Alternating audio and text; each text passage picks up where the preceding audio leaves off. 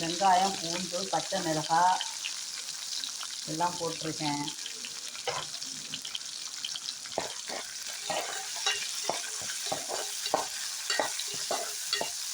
கேரளாவில் அயிலம்பாங்க, தமிழ்நாட்டில் குமலா மீன் குழம்பு. நாங்கள் புரோட்டா செய்கிறதும் இல்லை, சரிங்களா?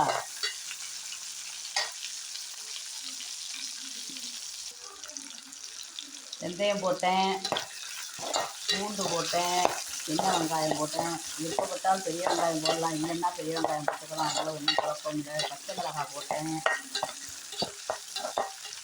நல்லா செவரட்டி. தக்காளி போட்டேன்,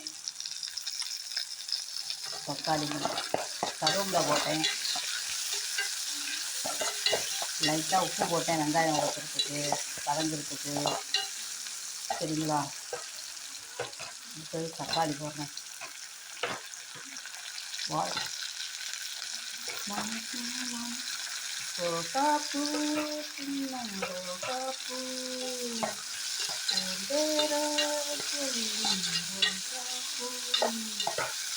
சிம்மில் வச்சு லைட்டாக அப்படியே கொஞ்சம் நேரம் மூடி போட்டோம்னு வச்சுருங்களேன், கொஞ்சம் வதங்கும், சரிங்களா? திறந்து பார்க்கட்டுமா? சிம்மிலேயே போட்டு வச்சிடணும். தக்காளி நெய்யே ஆயிடுச்சு.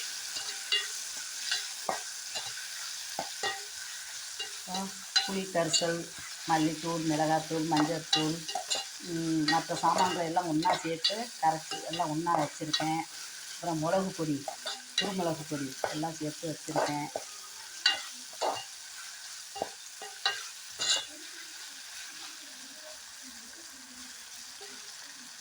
எடுத்து நம்மளுக்கு தண்ணி எவ்வளவோ என்ன கரெக்டாக நம்ம உங்களுக்கு விருப்பப்படியே, எனக்கு விருப்பப்படியே நான் செஞ்சுக்கிறேன்.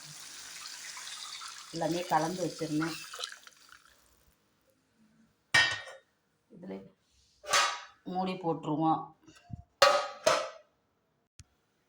உறவுகளே திறப்போம். எல்லாம் கொதிச்சுட்டு பாருங்க. கொதிச்சிட்டா இப்போ தேங்காயை ஊற்ற போகிறேன். பாருங்க, சூப்பராக இருக்கா மீன். குமலா மீன் குழம்பு. கொஞ்ச நேரம் மேலேயே போடுவோம். உறவுகளே இப்போ தேங்காய் ஊற்றிட்டேன், நல்லா கொதிச்சுட்டு பாருங்க.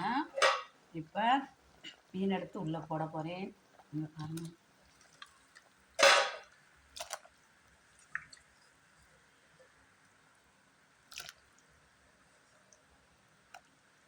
வந்து சிம்மில் வச்சு 10 நிமிஷம் வச்சுருப்பேன்.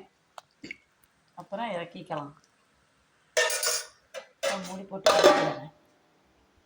ஒருவர்களே நான் இப்போ சிம்மில் வச்சு கொதிச்சிட்டா இனி அவ்வளோதான், குழம்பு வச்சு முடிச்சாச்சு.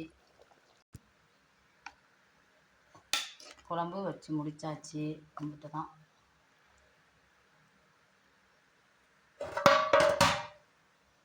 இந்த சைடு சாப்பாடு வச்சேன். சும்மா வடிச்சிருவேன், நான் குக்கரில் வைக்க மாட்டேன், வடிச்சிருவேன். ஓகேயா? நன்றி. உங்கள் வீட்டிலலாம் என்னான்னு கமெண்டில் சொல்லுங்கள். எங்கள் வீட்டில் குமலா குழம்பு, கேரளா அப்படி அயில மீன் குழம்பு. நன்றி, வணக்கம்.